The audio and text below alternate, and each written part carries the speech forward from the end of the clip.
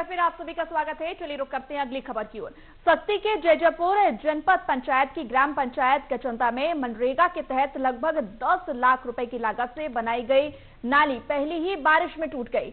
इससे निर्माण कार्य की गुणवत्ता पर सवाल उठ रहे हैं। ग्रामीणों का आरोप है कि सरकारी निर्माण कार्य में गुणवत्ता का ध्यान नहीं रखा जाता, जिसके कारण लाखों रुपए खर्च होने के बाद भी निर्माण जल्दी खराब हो जाते हैं। मामले के सामने आने के बाद अधिकारियों ने जांच कर दोषियों पर कार्रवाई का आश्वासन दिया है।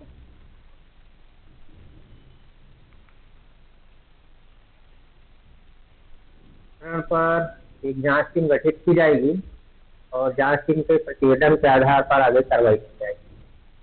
संबंधित प्रकरण पर एक जांच टीम गठित की जाएगी और जांच टीम के प्रतिवेदन के आधार पर आगे कार्रवाई की जाएगी।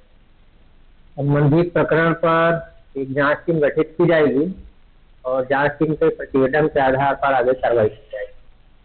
संबंधित प्रकरण पर